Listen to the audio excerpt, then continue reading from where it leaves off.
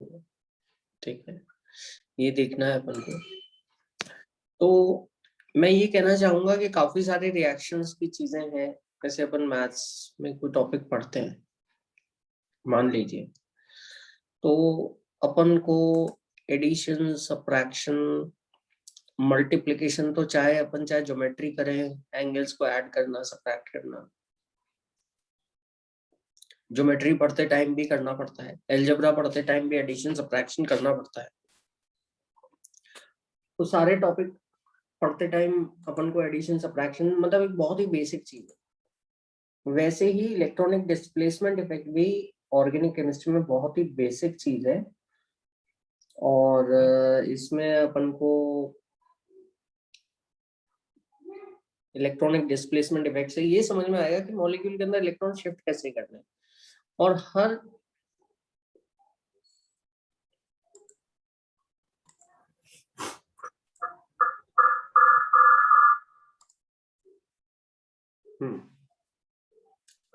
तो हर जगह अपने इलेक्ट्रॉनिक डिस्प्लेसमेंट इफेक्ट अपने काम में आने वाला है। ठीक है।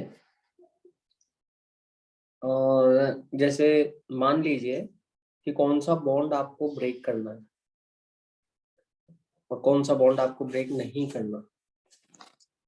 ठीक है, कौन सा बॉन्ड आप ब्रेक करेंगे, कौन सा बॉन्ड आप ब्रेक नहीं करेंगे। क्लियर? ये आपको इलेक्ट्रॉनिक डिस्प्लेसमेंट इफेक्ट से समझ में आएगा। मैंने पिछली क्लास में बताया था कि आपके 3 तरह के इलेक्ट्रॉनिक डिस्प्लेसमेंट इफेक्ट है। पहला इसमें इंडक्टिव इफेक्ट है, दूसरा इसमें रेजोनेंस है, और तीसरा इसमें है हाइपर कॉन्जुगेशन। इंडक्टिव इफेक्ट जो होता है गुड इवनिंग इलेक्ट्रॉन। सर। हाँ, गुड इवनिंग बेटा, good evening Alvia. Electronic displacement effect जो है, इंडक्टिव इफेक्ट, ये सबसे बेसिक इफेक्ट है और इलेक्ट्रोनेगेटिविटी के डिफरेंस के कारण आता है। ठीक है। तो जैसे मान लीजिए मैंने आपको पिछली क्लास में बताया था कि Cl है, और अगर Cl है आपका, तो Cl इलेक्ट्रोनेगेटिव होता है, कार्बन से ज्यादा इलेक्ट्रोनेगेटिव होता है, जानते हैं अपन, है ना। और Cl अगर ज्यादा इलेक्ट्रोनेगेटिव है तो क्या करेगा, मॉलिक्यूल बॉन्ड के इलेक्ट्रॉन अपनी ओर खींचेगा। जैसे Cl पे माइनस आ जाएगा, कार्बन पे प्लस आ जाएगा, Cl इलेक्ट्रॉन खींचने वाला और कार्बन का एल्काइल ग्रुप जो है ये देने वाला।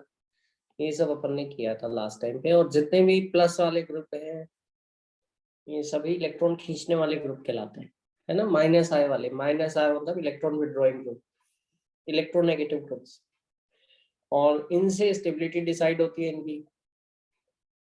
ये अपन ने पिछली क्लास में किया था सब कुछ। ठीक है, तो ये आप रिप्ले देख लीजिएगा, उससे आपको और समझ में आ जाएगा। फिर रेजोनेंस किया था, रेजोनेंस मैंने जस्ट स्टार्ट किया था। रेजोनेंस के अंदर भी एक तरह का रेजोनेंस भी इलेक्ट्रॉन को डिस्प्लेस करने वाला इफेक्ट है। और रेजोनेंस में होता क्या है, जैसे बेंजीन का मैंने स्ट्रक्चर बनाया था, और बेंजीन के स्ट्रक्चर में आपने देखा कि 3 डबल बॉन्ड है, और ये डबल बॉन्ड जो है आपके नेबर्स है, एडजेसेंट है, मतलब double bond, single bond, double bond. अब कोई डबल बॉन्ड को ऐसे दिखा दे, कोई डबल बॉन्ड को ऐसे दिखा दे। मॉलिक्यूल में डबल बॉन्ड कैसे रहते हैं, मॉलिक्यूल में ना ये स्ट्रक्चर होगा ना ये स्ट्रक्चर होगा। मॉलिक्यूल जो कि ये स्ट्रक्चर या ये स्ट्रक्चर एक्चुअली आपका अनसिमेट्रिकल है, जिसमें डबल बॉन्ड छोटे हैं, सिंगल बॉन्ड बड़े हैं, है ना। डबल बॉन्ड की लेंथ कम होगी सिंगल बॉन्ड की, तो ये रेगुलर हेक्सागन आएगा ही नहीं। जब अपन बेंजीन चेक करते हैं तो बेंजीन जो है आपका बिल्कुल कंप्लीट, सारे बॉन्ड बिल्कुल एक जैसे होते हैं, बिल्कुल एक जैसे, सभी की लेंथ भी एक जैसी होती है। तो होता क्या है, ये बेंजीन के पाई बॉन्ड देख सकते हो आप, ठीक है, रेड कलर के पी और वाइटल देख सकते हो जिनसे पाई बॉन्ड बनता है। तो होता क्या है बेसिकली कि यहाँ पर ये 6 पी और वाइटल्स हैं, एक के बाद एक, दिख रहा है आपको। तो मान लीजिए कि मैं इधर इसका ओवरलैप करवाता हूँ, साथ ही साथ में इधर भी इसका ओवरलैप करवा देता हूँ पार्शल, और साथ ही साथ में इधर भी ओवरलैप करवा देता हूँ। बजाय मैं डबल बॉन्ड एक तरफ बनाने के, मैं क्या कर रहा हूँ, मैं पूरा एक डबल बॉन्ड एक तरफ बनाने के बदले मैं क्या करता हूँ, मैं पार्शियल पार्शियल बॉन्ड सब तरफ बनाता हूँ। अच्छा, ऐसे होता क्या है? इससे होता ये है कि मेरे सारे पी ऑर्बिटल्स जो हैं ज्वाइन हो जाते हैं, और ज्वाइन होने से स्टेबिलिटी आ जाती है। क्यों आ जाती है? क्योंकि ये पी जो आपके पाई इलेक्ट्रॉन्स है, अन्वी कितने पाई इलेक्ट्रॉन्स है बता सकते हो? बेंजीन में पाई बॉन्ड में कितने इलेक्ट्रॉन है, इससे बताओ।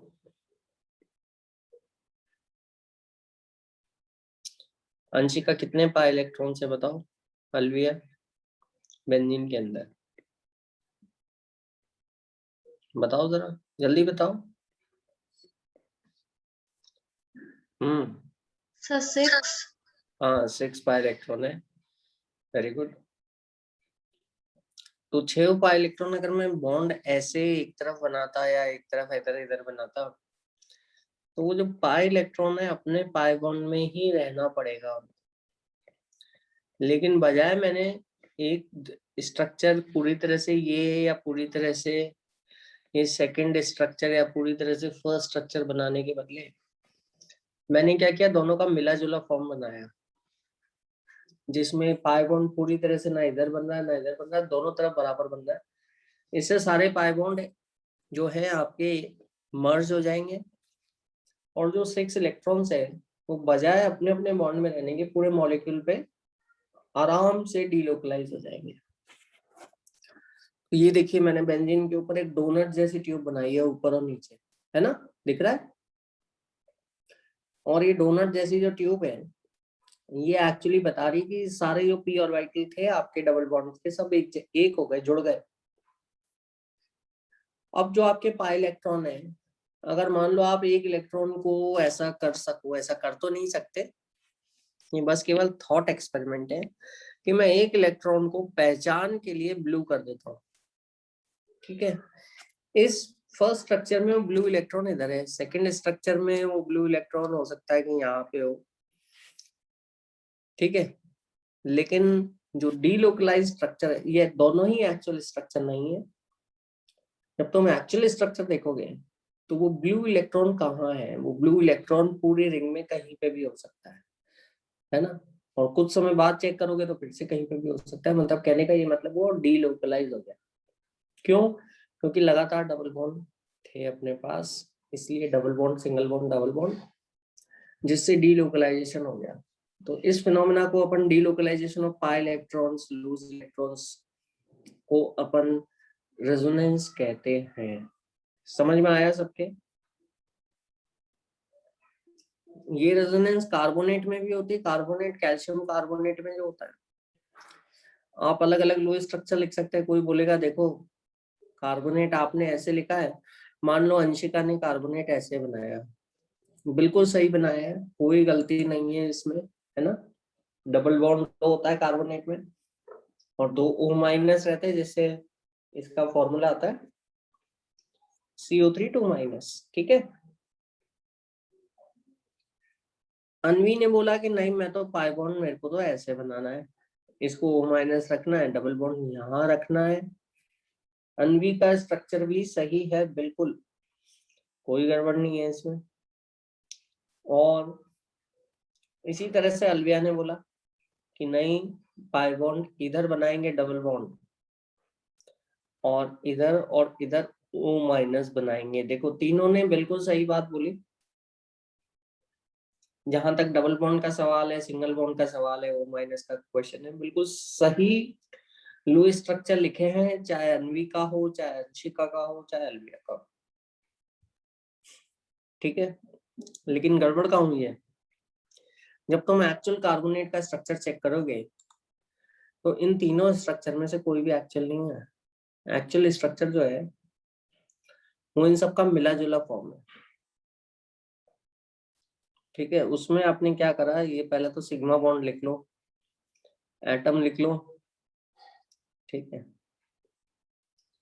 और ऐसे ऐसे ऐसे डीलोकलाइज कर दो इसको। वो जो माइनस चार्ज था, मतलब कहने का ये मतलब हुआ कि बजाय एक तरफ डबल बॉन्ड बनाने के, ठीक है, आपने क्या करा, सब डीलोकलाइज कर दिया एक साथ। आपने तीनों स्ट्रक्चर का एवरेज स्ट्रक्चर लिखा। ठीक है, तो डबल बॉन्ड पूरी तरह एक तरफ नहीं बनाया, जैसे यहाँ पे कितने बॉन्ड बनाए आप एवरेज लोगे इन तीनों बॉन्ड का, मतलब पूरा डबल बॉन्ड बनाने के लिए कंप्लीट ओवरलैप करने की बजाय ऑक्सीजन से मैंने पार्शियल ओवरलैप किया, और पार्शियल ओवरलैप कार्बन का दूसरे ऑक्सीजन से, तीसरे ऑक्सीजन से, तीनों से पार्शियल पार्शियल ओवरलैप किया एक साथ। कंप्लीट ओवरलैप तो मैं एक साथ कर नहीं सकता, क्योंकि कार्बन 6 बॉन्ड नहीं बनाएगा, बनाएगा तो 4 ही। तो पार्शियल ओवरलैप किया, जितना पार्शियल ओवरलैप इस तरफ किया उधर इधर, और दूसरी तरफ तीसरे ऑक्सीजन के साथ भी उतना ही किया। इससे क्या, और एक्चुअल मॉलिक्यूल जो होता है वो ऐसा ही होता है, ये माइनस चार्ज जो है ये तीनों ऑक्सीजन पर डिस्ट्रीब्यूट हो जाएगा बराबर बराबर, क्योंकि अब तीनों पाई इलेक्ट्रॉन जुड़ चुके हैं, इनकी इलेक्ट्रॉन डेंसिटी पूरे बराबर मॉलिक्यूल पे इवनली डिस्ट्रीब्यूट हो जाएगी। और यही स्ट्रक्चर जो है, ये जिसमें इलेक्ट्रॉन डीलोकलाइज्ड है ना, मतलब एक जगह पे नहीं है, ये रियल स्ट्रक्चर है ना, यही एग्जिस्ट करता है।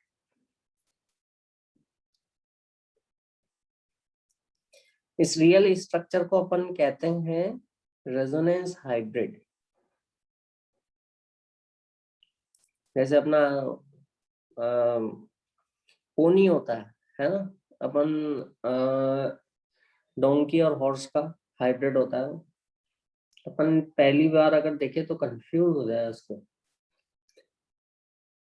कुछ कुछ फीचर्स उसके हॉर्स जैसे हैं, कुछ कुछ उसके डोंकी जैसे फीचर्स है ना, जैसे हाइट हॉर्स जैसी होगी तो आप देखोगे तो हॉर्स है, लेकिन अगर उसके कान देखोगे आप तो कान बहुत लंबे लंबे हैं, हॉर्स के कान छोटे होते हैं, देखना डोंकी के कान बहुत बड़े बड़े होते हैं, ठीक है। तो वो है तो हाइट तो हॉर्स की, लेकिन उसके कान बहुत बड़े बड़े डोंकी जैसे। आपको लगेगा ये तो कुछ अजीब सी चीज है, एक बार में समझ में नहीं आएगी और डोंकी या हॉर्स। और फिर आप ऐसे पढ़ते हैं कि पोनी जो होता है हाइब्रिड होता है डोंकी और हॉर्स। तो आपको अगर डोंकी दिखा दे, कोई हॉर्स दिखा दे और फिर बोले कि देखो इनका हाइब्रिड सोचो, तो फिर आप सोच लोगे, बिल्कुल वैसी ही बात है। एक्चुअल हाइब्रिड अगर आपको मैं डायरेक्टली दिखा दूंगा तो आपकी बात समझ में नहीं आएगी, क्या है डॉटेड बॉन्ड्स, क्या है पार्शियल बॉन्ड्स, क्यों है, कैसे है। तो अपन क्या करते हैं, अपन एक्चुअली जो सिंपल लुईस स्ट्रक्चर है पहले वो लिखते हैं, इसमें पूरे पूरे डबल बॉन्ड है ना, और माइनस चार्ज एक तरफ, डबल बॉन्ड एक तरफ, ऐसे जितने भी लुईस स्ट्रक्चर है लिख सकते हैं, है ना, अलग अलग लुईस स्ट्रक्चर लिख सकते हैं तो लिख लेते हैं। और इनमें सिर्फ आप डबल बॉन्ड और चार्जेस की जगह ही बदलते हो, एटम की जगह नहीं बदल रही है। 3 अलग अलग मॉलिक्यूल नहीं है या 4 अलग अलग मॉलिक्यूल नहीं है, एक ही मॉलिक्यूल है जिसमें मैंने डबल बॉन्ड एक तरफ या दूसरी तरफ या तीसरी तरफ लगाया है, या इसी तरह से माइनस चार्ज भी एक तरफ दूसरी तरफ दो दो तीन तीन जगह डिस्ट्रीब्यूट किया है, ठीक है। तो 3 अलग अलग स्ट्रक्चर नहीं, एक ही है ना। तो पहले मैं एक लुईस स्ट्रक्चर लिखता हूँ, फिर दूसरा लुईस स्ट्रक्चर लिखता हूँ, तीसरा लुईस, पॉसिबिलिटीज जो बन सकती हैं। और इन पॉसिबिलिटीज को जैसे मैंने बोला कि कोई पॉसिबिलिटी अंशिका ने बनाई, कोई अनवी ने बनाई, कोई अलविया ने बनाई, तीनों ने पॉसिबिलिटी बनाई और बॉन्ड बिल्कुल सही सही लगाए, डबल बॉन्ड जहाँ लगाना है, सिंगल बॉन्ड लगाना है, ठीक थे। लेकिन इन तीनों पॉसिबिलिटीज में से एक्चुअल पॉसिबिलिटी कोई भी, तीनों में से कोई भी नहीं हुई, बल्कि इन तीनों का मिला जुला फॉर्म हुई, जो रेजोनेंस हाइब्रिड कहलाता है, वही रियल मॉलिक्यूल है। ये जो 3 पॉसिबिलिटी है जो लुईस स्ट्रक्चर अपन ने लिखे, ठीक है, इसको अपन कहते हैं, ये इमेजिनरी स्ट्रक्चर है। लेकिन अपने मन में बात आएगी इमेजिनरी अगर है तो लिखते क्यों हैं इनको? इसका जवाब ये है कि ठीक है इमेजिनरी है, मगर इनको देखे बिना आप रियल स्ट्रक्चर समझ भी नहीं पाओगे, है ना। तो इन इमेजिनरी स्ट्रक्चर को लिखना जरूरी है, इनको अपन कहते हैं रेजोनेंस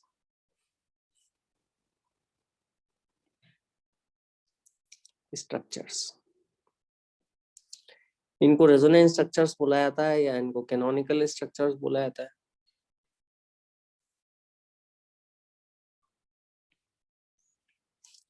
ठीक है, और ये इमेजिनरी स्ट्रक्चर है और एक्चुअल स्ट्रक्चर इनको देख देख के बनाया जा सकता है, इनका एवरेज लिया जा सकता है।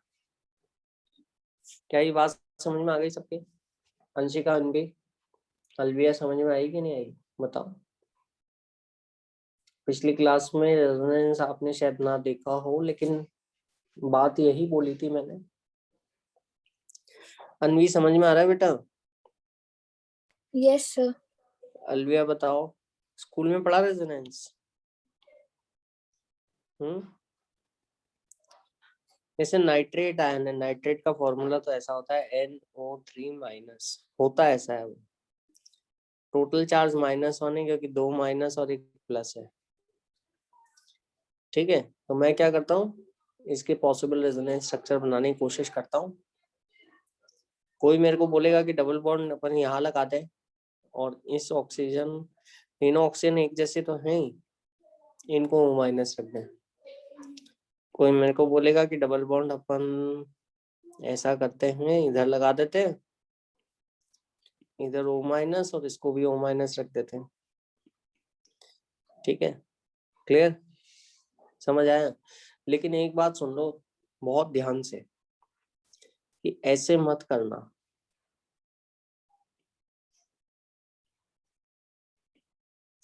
ये तो बिल्कुल ही गलत हो जाएगा। क्यों, क्या गड़बड़ है? यहाँ पे नाइट्रोजन से बॉन्ड काउंट करो कितने हैं, और नाइट्रोजन से आपको 5 बॉन्ड दिखेंगे, दिख रहे हैं? 5 बॉन्ड कभी हो नहीं सकते, नाइट्रोजन सेकंड पीरियड का एलिमेंट है। सेकंड पीरियड में होता है S और P। S और P में कितने बॉन्ड बन सकते हैं? टोटल 4। टेट्रा वैलेंसी इसमें एक्सीड हो चुकी है, तो ये पॉसिबल नहीं है। तो ऐसे लुईस स्ट्रक्चर लिख तो रहे अपन, अलग अलग पॉसिबिलिटीज दिखा रहे हैं, लेकिन एक बात ध्यान रखना कि ऐसा कोई लुईस स्ट्रक्चर मत लिखते ना जो एग्जिस्ट ही ना कर पाए, जो होता ही नहीं हो, जो पॉसिबल ही ना हो, है ना। एक्चुअली जो पॉसिबल लुईस स्ट्रक्चर है एक ही मॉलिक्यूल के, जिसमें आप पाई बॉन्ड या लोन पेयर को अलग अलग जगह दिखाते हो। पाई बॉन्ड आसानी से अलग अलग जगह पे अगर बनने के ऑप्शंस हैं तब, फिर सारे लुईस स्ट्रक्चर लिख देते हो नाइट्रेट के। अब एक्चुअल स्ट्रक्चर कौन सा होगा? कोई भी नहीं होगा इनमें से, तीनों में से। एक्चुअल स्ट्रक्चर जो है इन तीनों का हाइब्रिड होगा। वो आप कैसे बनाओगे? वो आप ऐसे लिख लो, पहले तो एटम लिख दो सारे। ठीक है, अब आप देखो बॉन्ड कितने कितने कहाँ पर है। जैसे यहाँ पर एक बार डबल बॉन्ड है, एक बार सिंगल है और एक बार सिंगल है, तो एवरेज बॉन्ड कितने हुए? 2 + 1 + 1/3, 4/3। या ऐसे ऐसे दिखा सकते हो कि एक बॉन्ड तो हमेशा है ही, डबल बॉन्ड कभी है कभी नहीं है, तो उसको डॉटेड लाइन से दिखाया। ऐसा ही इधर कर दिया, ऐसा ही इधर कर दिया। प्लस चार्ज तो हमेशा है नाइट्रोजन पे, देख लो, वो तो हमेशा रहेगा, इसलिए पूरा लिख रहा हूँ। लेकिन माइनस चार्ज जो है वो पार्शियल हो जाएगा, क्योंकि एवरेज लोगे तो वो सब सब हर स्ट्रक्चर में, हर रेजोनेंस स्ट्रक्चर में, हर ऑक्सीजन पे बराबर नहीं है, किसी में न्यूट्रल है, किसी में माइनस है। तो ये हाइब्रिड होगा नाइट्रेट आयन का। ये नाइट्रेट आयन के अलग अलग लुईस स्ट्रक्चर्स लिखे मैंने, जो उसके कैनोनिकल स्ट्रक्चर्स या रेजोनेंस स्ट्रक्चर के नाम से जाने जाएंगे, जिनको देख के अपन को ये समझ में आएगा कि एक्चुअल स्ट्रक्चर कैसा है। ठीक है, क्लियर? ठीक है, और ये स्ट्रक्चर ज्यादा स्टेबल होता है। इसकी स्टेबिलिटी के डिफरेंस को अपन रेजोनेंस एनर्जी कहते हैं। जैसे मान लीजिए अगर आप एनर्जी लेते हो, क्लियर, पोटेंशियल एनर्जी लेते हो, एनर्जी लिखता हूं मैं,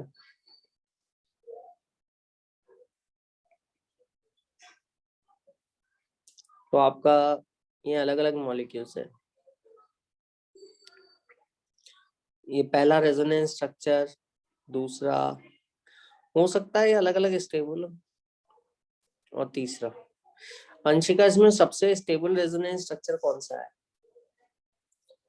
मान लीजिए किसी के 3 रेजोनेंस स्ट्रक्चर है, जैसे नाइट्रेट में 3 है, लेकिन नाइट्रेट में तो ऐसा है कि तीनों बराबर स्टेबिलिटी के, क्योंकि तीनों एक जैसे हैं। लेकिन किसी में हो सकता है कि तीनों अलग अलग स्टेबिलिटी के हों। अगर तीनों अलग अलग स्टेबिलिटी के हैं और किसी की एनर्जी ज्यादा है, किसी की कम है, जैसा कि मैंने यहाँ पे इस डायग्राम में दिखाया है, मैं इतना पूछना चाह रहा हूँ आपसे, अनवी और अलविया, कि सबसे स्टेबल रेजोनेंस स्ट्रक्चर कौन सा है, RS1, RS2, RS3? बताओ जरा। Sir RS2। हाँ, RS2 मिनिमम एनर्जी का है, वो सबसे स्टेबल है। Very good. अच्छा मुझे ये बताओ कि जो हाइब्रिड है वो कहाँ पर होगा, उसकी एनर्जी उन तीनों का मिला जुला फॉर्म होगा, तो वो कहाँ पर रहेगा? इनके ऊपर होगा एनर्जी में या नीचे होगा? अंशिका बताओ। अनवी? हाँ सर इनके ऊपर होगा। देखो, हाइब्रिड जो होता है, अपन ऐसे सोचे वापस से, उसमें इलेक्ट्रॉन जो है बिखर जाते हैं, है ना? तो इलेक्ट्रॉन बिखरने से रिपल्शन कम हो जाता है, और एनर्जी क्या होती है, रिपल्शन कम हो जाएगा तो एनर्जी डिक्रीज हो जाएगी। समझे कि नहीं समझे, इस बात से एग्री करते हो? और यस सर। हाइब्रिड ही रियल मॉलिक्यूल होता है जो एग्जिस्ट करता है।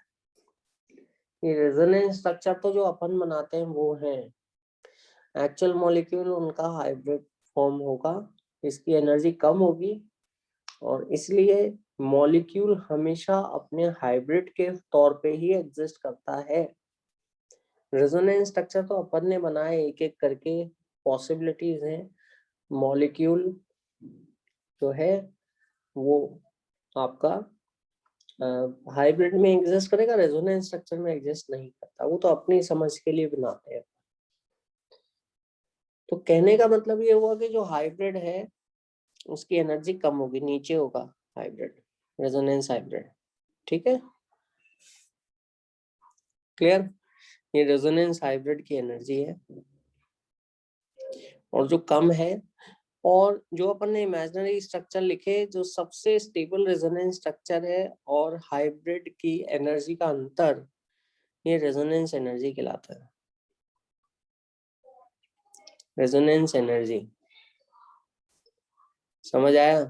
Resonance energy is the difference of the energy of the resonance hybrid and its most stable canonical या resonance structure। लिख लेना डेफिनेशन आप लोग।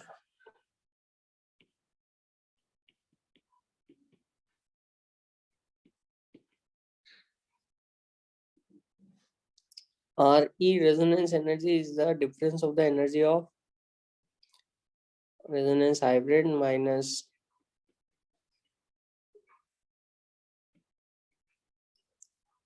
difference in energy of RS2 most stable। मतलब रेजोनेंस एनर्जी एक तरह से जो है अपन को ये बताती है कि मॉलिक्यूल अपने जो इमेजिनरी स्ट्रक्चर लिखे हैं, जो अपन लुईस स्ट्रक्चर बना रहे हैं, उसमें जो सबसे स्टेबल लुईस स्ट्रक्चर, जो सबसे स्टेबल इमेजिनरी स्ट्रक्चर है, उससे मेरा हाइब्रिड कितना स्टेबल है, वो रेजोनेंस है, मतलब कितना स्टेबिलिटी गेन करे। एक्चुअल में एनर्जी नहीं है ये एनर्जी का डिफरेंस है, जो अपन को ये बताएगा कि आपका जो रियल मॉलिक्यूल है, जो हाइब्रिड है, वो आपके इन इमेजिनरी स्ट्रक्चर से कितना स्टेबल है। तो वो जो डिफरेंस है वो आपका रेजोनेंस एनर्जी कहलाएगा, RE। नेगेटिव आता है ये।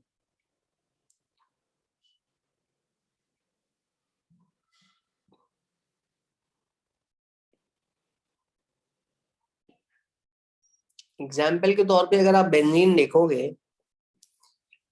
तो बेंजीन के दो रेजोनेंस स्ट्रक्चर्स थे, एक में डबल बॉन्ड अपन ने ऐसे ऐसे और ऐसे बना दिए, दूसरे में डबल बॉन्ड अपन ने इधर इधर इधर बना दिए।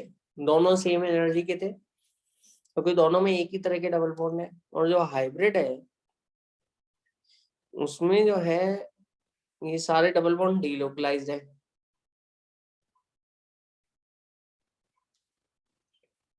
ठीक है, तो ये जो डिफरेंस होगा इन एनर्जी का, ये रेजोनेंस एनर्जी कहलाएगा। तो बेंजीन की जो रेजोनेंस एनर्जी होती है वो होती है 150 माइनस 150 किलो जूल पर मोल। इसका क्या मतलब है? क्या ये एनर्जी इतनी निकल रही है, या एक्चुअल बेंजीन जो है हाइब्रिड वो इतना स्टेबल है इस इमेजिनरी स्ट्रक्चर के मुकाबले? क्या मतलब है? अलविया आवाज आ रही है? अलविया, अंशिका, जल्दी बताओ।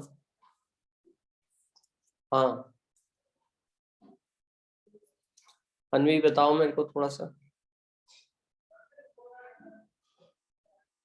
बेंजीन की रेजोनेंस एनर्जी जो है वो 150 किलो जूल पर मोल है, या साइन के साथ बोले तो माइनस लगाते हैं। इसका क्या मतलब हुआ? अगर सर मान लो कोई, इसमें -150 किलो जूल एनर्जी बच रही है। हाँ मतलब जो अपन ने एक्चुअल जो नॉर्मल ऐसे स्ट्रक्चर लिखते हैं ना अपन, ऐसे ऐसे ऐसे करके, उसके ये इमेजिनरी स्ट्रक्चर है तो लुईस स्ट्रक्चर अपन बनाते हैं। एक्चुअल स्ट्रक्चर में तो ये जो इलेक्ट्रॉन है वो डीलोकलाइज रहेंगे पूरा, इसलिए अपन सर्किल बना देते हैं कि एक्चुअली पूरे सर्कुलर मैनर में पी ऑर्बिटल के ज्वाइन होने के कारण। तो एक्चुअल मॉलिक्यूल ये रियल मॉलिक्यूल या हाइब्रिड है, ये इमेजिनरी मॉलिक्यूल है, ये दोनों इमेजिनरी है, ये हाइब्रिड है। रेजोनेंस एनर्जी 150 किलो जूल पर मोल का मतलब कि अपने जो एक्चुअल मॉलिक्यूल है उसकी एनर्जी 150 किलो जूल कम है, मतलब वो 150 किलो जूल से ज्यादा स्टेबल है। किससे? किसके मुकाबले? जो आपके इमेजिनरी स्ट्रक्चर्स हैं उनके मुकाबले 150 किलो जूल स्टेबल है। ये स्टेबिलिटी किस कारण से आई? रेजोनेंस के कारण से आई, क्योंकि रेजोनेंस के कारण पाई इलेक्ट्रॉन्स एक जगह पे नहीं रहे बल्कि पूरा मॉलिक्यूल पे डिस्पर्स हो गए। समझ आया कि नहीं आया? अंशिका क्लियर हो गया रेजोनेंस एनर्जी का मतलब? अंशिका और अलविया मेरे को जल्दी से बताओ, है ना? क्लियर हुआ? तो resonance energy is not the energy possessed by the molecule itself. एक तरह से मिसनॉमर है, थोड़ा सा कंफ्यूज करता है। मॉलिक्यूल की खुद की एनर्जी नहीं है बल्कि ये वो अंतर है स्टेबिलिटी का। रेजोनेंस एनर्जी जितनी ज्यादा होगी मॉलिक्यूल उतना ही स्टेबल होगा। लिख लेना, क्योंकि ये बताता है कि अपना मॉलिक्यूल की एनर्जी कितनी कम हो गई है रेजोनेंस करने के कारण उस इमेजिनरी मॉलिक्यूल से। समझ आया?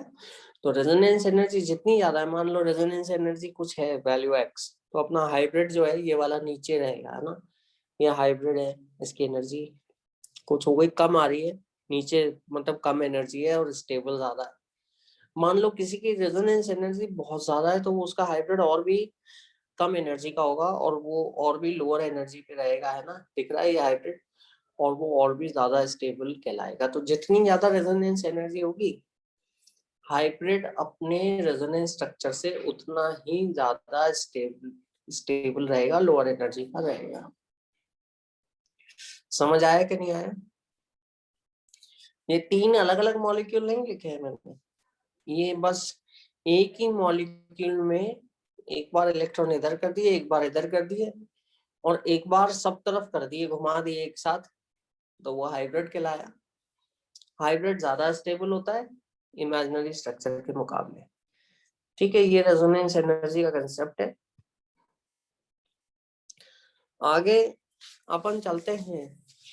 जो हाइब्रिड का स्ट्रक्चर है ना, ये किसके जैसा दिखेगा? हाइब्रिड किसके जैसा ज्यादा दिखेगा? जैसे अपना फेस होता है तो अपन जानते हैं कि many times we resemble both of the parents, our face resemble the face of both of our parents, but एक का resemblance ज्यादा होता है ना? जैसे अपन कहते हैं कि कई बार कोई बच्चा है ना, वो अपने पापा जैसा लगता है या अपनी मम्मी जैसा लगता है, ऐसे बोलते कि नहीं बोलते? ठीक है, बिल्कुल वैसा ही है यहाँ पर भी। हाइब्रिड हालांकि दोनों कैनोनिकल स्ट्रक्चर्स का मिला जुला फॉर्म तो है, मगर दोनों का कंट्रीब्यूशन हाइब्रिड में जरूरी नहीं है कि बराबर हो। हाइब्रिड का स्ट्रक्चर वेटेड एवरेज होता है कैनोनिकल स्ट्रक्चर्स के स्ट्रक्चर का। इसका ये मतलब हुआ कि हाइब्रिड का जो स्ट्रक्चर है वो जो ज्यादा स्टेबल रेजोनेंस स्ट्रक्चर है उसकी जैसा ज्यादा दिखेगा, है ना। जैसे अपन अपने पेरेंट्स को जाते हैं, अपने फीचर्स अपने पेरेंट्स जैसे दिखते हैं, लेकिन दोनों पेरेंट्स के बराबर रिजेम्बलेंस नहीं होता अपने में। अपन फादर या मदर को किसी एक को ज्यादा रिजेम्बल कर रहे होते हैं, बिल्कुल वैसी ही बात है यहाँ पे। हाइब्रिड का रिजेम्बलेंस उस कैनोनिकल स्ट्रक्चर जो ज्यादा स्टेबल है उसके जैसा ज्यादा दिखेगा। समझ आया? ये बात समझ में आ गई? जैसे बेंजीन है, बेंजीन में तो आप देखोगे कि दोनों कैनोनिकल स्ट्रक्चर बराबर है एनर्जी के, दोनों इक्वल, क्योंकि दोनों में एक जैसे बॉन्ड है। अभी तक तो मैंने सभी इक्वल एक जैसे लिखे। तो अगर एक जैसा स्ट्रक्चर है तीनों का या दोनों का तो फिर हाइब्रिड सबके जैसा बराबर दिखेगा। लेकिन अगर मान लीजिए कि अगर स्टेबिलिटी अलग अलग है, जैसे यहाँ पर इस केस में अनवी जो रेजोनेंस हाइब्रिड है वो किसके जैसा ज्यादा दिखेगा? अंशिका सर और अनवी। RS2। हाँ, RS2 जैसा सबसे ज्यादा दिखेगा, क्योंकि RS2 सबसे स्टेबल है ना। तो structure of hybrid is the weighted average of the structure of its resonance structures, and more stable a resonance structure is, higher will be its contribution in the structure of a hybrid. ठीक है। अब अपने को मन में बात आएगी कि ये रेजोनेंस स्ट्रक्चर्स की या कैनोनिकल स्ट्रक्चर्स की स्टेबिलिटी कैसे बताएं, है ना। क्योंकि जब तक इनकी स्टेबिलिटी नहीं बताओगे आप, तब तक आप ये भी नहीं जान पाओगे कि हाइब्रिड किसके जैसा लगेगा, किसके जैसा ज्यादा दिखता है। हाइब्रिड उसके जैसा ज्यादा दिखता है, उस रेजोनेंस स्ट्रक्चर के जैसा ज्यादा दिखता है जो ज्यादा स्टेबल होता है। लेकिन रेजोनेंस स्ट्रक्चर कौन सा स्टेबल है कौन सा अनस्टेबल है ये कैसे जाने? इसको जानने के लिए बड़े ही सिंपल रूल्स अपने पास हैं। जो सिंपल स्टेबिलिटी के रूल्स होते हैं उसके बेसिस पर अपन रेजोनेंस स्ट्रक्चर्स की स्टेबिलिटी पता लगाते हैं, और उन में अपन देखते हैं कि कौन स्टेबल होगा कौन अनस्टेबल होगा, और उस हिसाब से अपन हाइब्रिड का स्ट्रक्चर सोचते हैं। तो अब अगली, ये तो बेसिक इंट्रोडक्शन हुआ रेजोनेंस के बारे में। It is a delocalization of pi electrons, lone pairs, loose electrons, basically odd electron का भी डीलोकलाइजेशन हो जाता है ना। Loose electron, sigma bond electrons resonance में पार्टिसिपेट नहीं करते, पाई बॉन्ड्स और लोन पेयर या अनपेड इलेक्ट्रॉन जो ऑड इलेक्ट्रॉन होते हैं वो करते हैं। ठीक है। अब अपन ने देखा हाइब्रिड रियल स्ट्रक्चर होता है, और जो अपन लुईस स्ट्रक्चर, रेजोनेंस स्ट्रक्चर जो अपन लिखते हैं वो रियल नहीं होते, उनको कैनोनिकल स्ट्रक्चर भी कहा जाता है। लेकिन उनके लिखे बिना अपन हाइब्रिड भी नहीं बना सकते। हाइब्रिड ज्यादा स्टेबल होता है, और उसकी हाइब्रिड की और रेजोनेंस स्ट्रक्चर की स्टेबिलिटी में अंतर रेजोनेंस एनर्जी कहलाता है, जो अपन को ये बताता है कि अपना हाइब्रिड रेजोनेंस स्ट्रक्चर से कितना स्टेबल हुआ। ठीक है। अब इसके बाद अपन देखते हैं कि इन रेजोनेंस स्ट्रक्चर से कैनोनिकल स्ट्रक्चर जो इमेजिनरी है इनकी स्टेबिलिटी के क्या रूल है ना। तो how to decide the stability of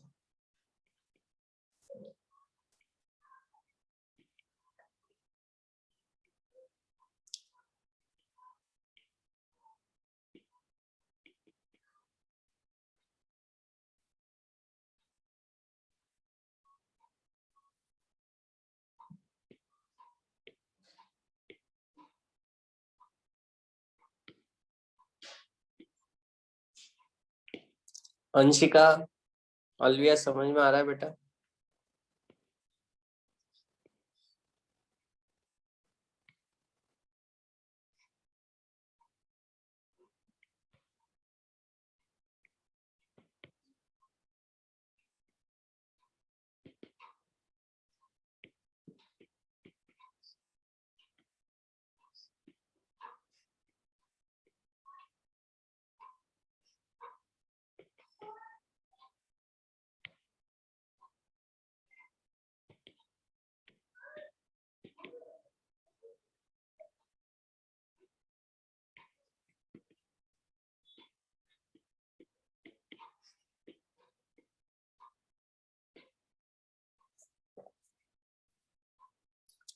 resonance structure में जिसमें सबसे ज्यादा एटम के, अधिक से अधिक एटम के ऑक्टेट पूरे हैं, वो स्टेबल होता है, ऑक्टेट रूल कहलाता है।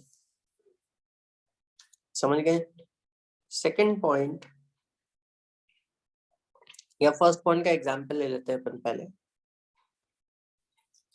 जैसे मान लीजिए मेरे पास कुछ कार्बोकेटायन है। कार्बोकेटायन का मतलब होता है पी ऑर्बिटल है खाली। यहाँ पे कार्बन पे 3 बॉन्ड ही है, तो एक खाली पी ऑर्बिटल होगा जिसमें प्लस चार्ज है और एक ऑक्सीजन लगा हुआ है इसके साथ में।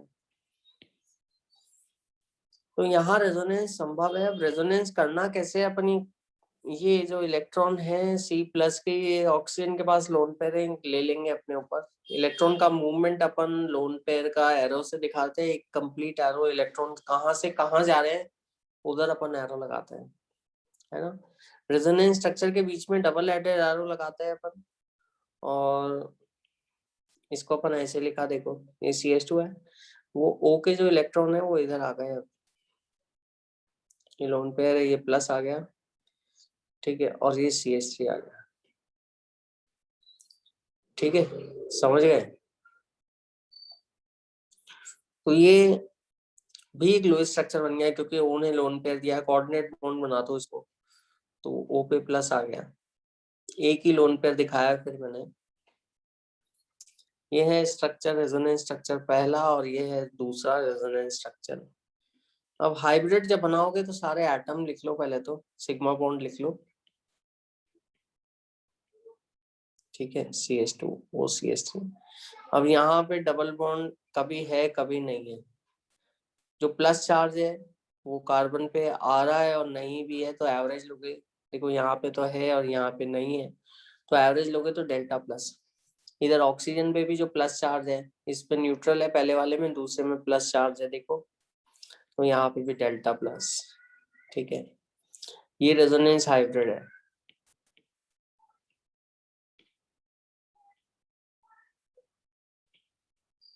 अब पहला रूल ऑक्टेट रूल है, वो ये कहता है कि वो वाला रेजोनेंस स्ट्रक्चर जिसमें मैक्सिमम नंबर ऑफ एटम्स के ऑक्टेट कंप्लीट है वो सबसे स्टेबल है। तो मुझे ये बताओ फर्स्ट और सेकंड में कौन स्टेबल है?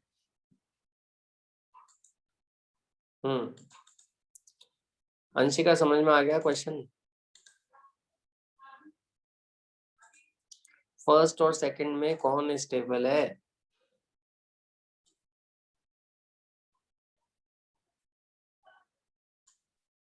हम्म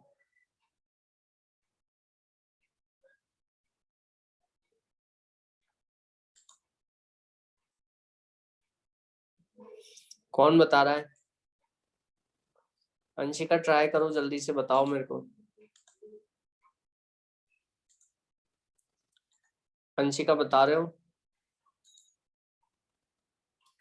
क्या आंसर होगा?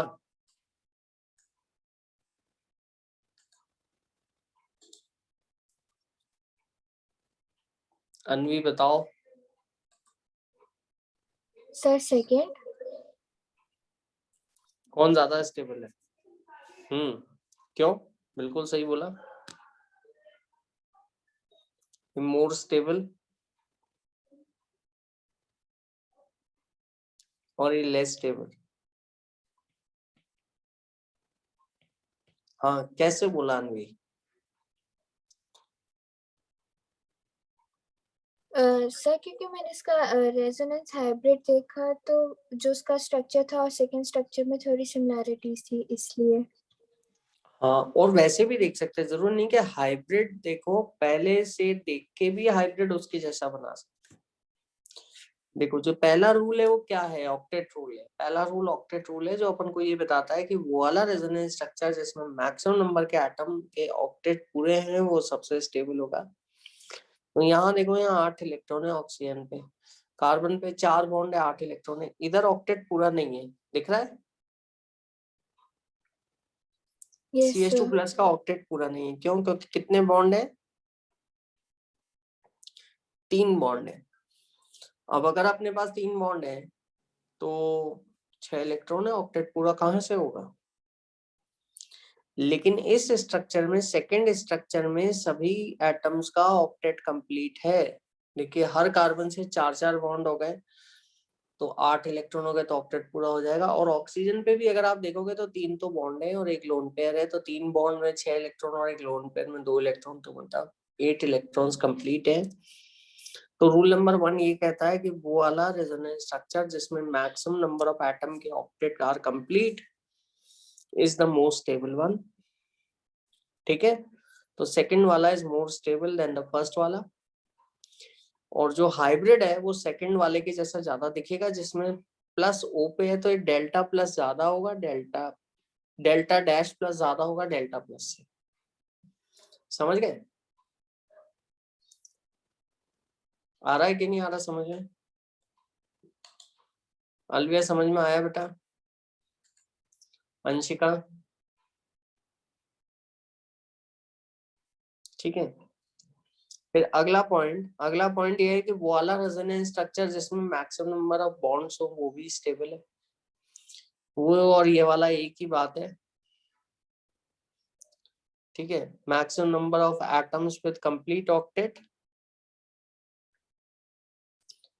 या फिर ऐसे बोल दो और मैक्सिमम कोवेलेंट बॉन्ड्स,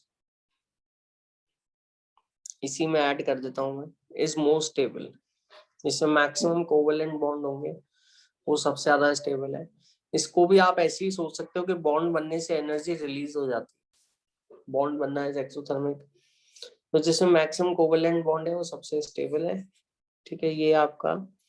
ठीक है, यहाँ पे आप बॉन्ड गिनेंगे तो 3 4 5 8 बॉन्ड है और यहाँ 9 बॉन्ड्स है, तो सेकंड वाला जो है वो ज्यादा स्टेबल है।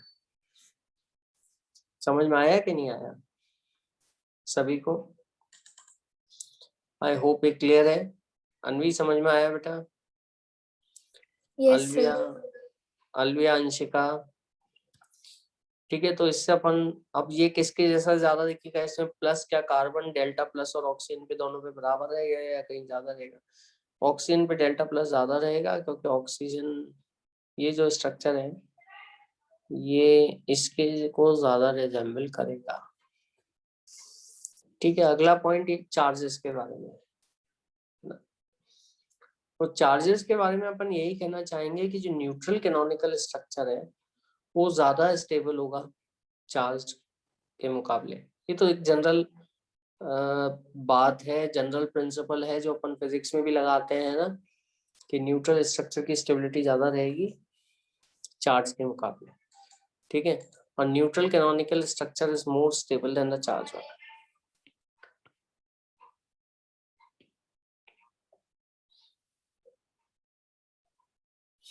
न्यूट्रल रेजोनेंस स्ट्रक्चर मैं शॉर्ट में लिख रहा हूँ।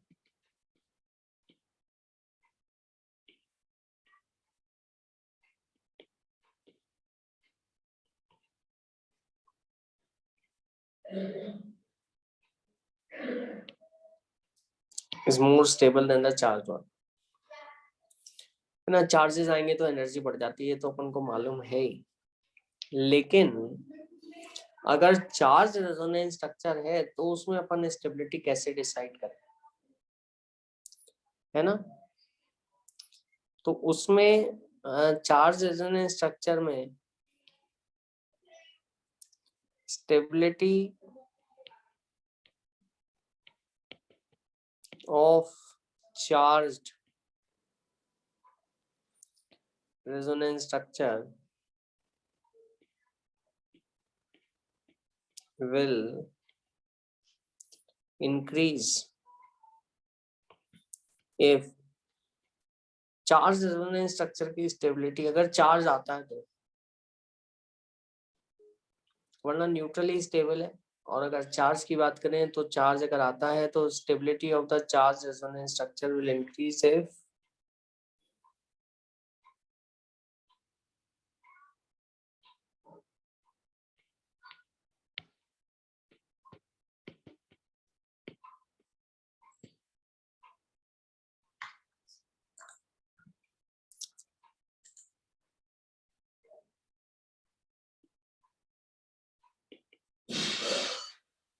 opposite charges are close to one another। अगर अपोजिट चार्जेस हैं तो वो एक दूसरे के जितना पास रहेंगे पोटेंशियल अट्रैक्शन होगा, है ना, और जितना पास होंगे उतना स्टेबिलिटी होगी, अपोजिट चार्जेस जितना पास होंगे उतनी स्टेबिलिटी होगी। तो stability of charge is in structure will increase if opposite charges are close to one another, ठीक है, and same charges are away from one another। एक जैसे चार्ज अगर पास पास आएंगे तो अनस्टेबल हो जाएगा, क्यों? क्योंकि एक जैसे चार्ज तो जितना दूर दूर रहे उतना अच्छा है, क्योंकि एक जैसे चार्ज रिपेल करते हैं, ठीक है। तो इसमें लिखेंगे will increase if opposite charges are close to one another and same charges are away from one another।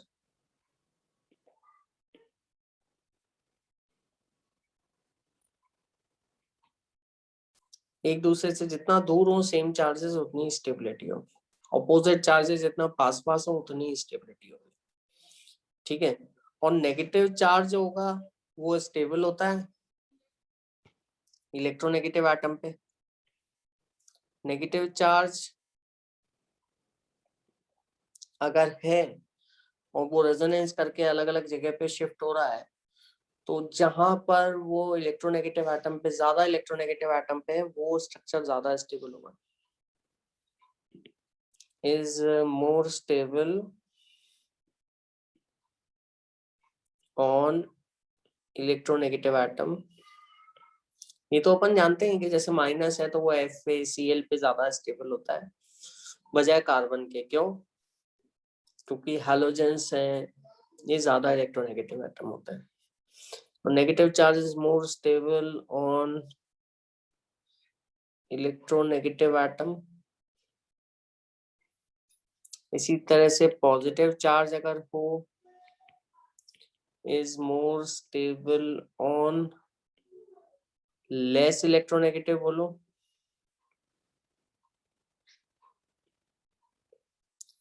या ऐसे बोलो इलेक्ट्रोपॉजिटिव।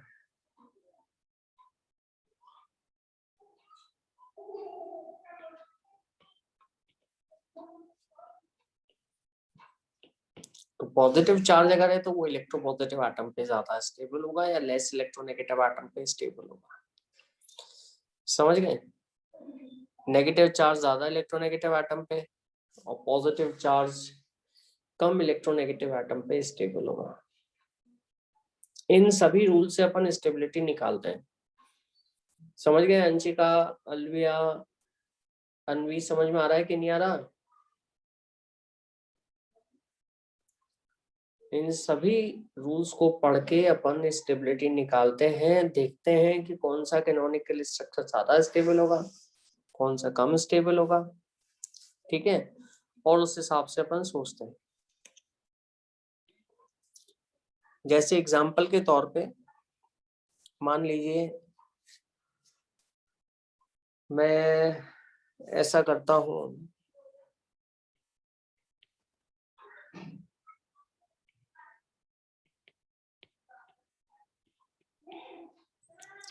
ठीक है, ये दो दो डबल बॉन्ड है और दो दो जो डबल बॉन्ड है जैसा कि आपको दिख रहा है ये दोनों नेबर हैं, बीच में एक ही सिंगल बॉन्ड है, इसको अपन कहते हैं कॉन्जुगेटेड।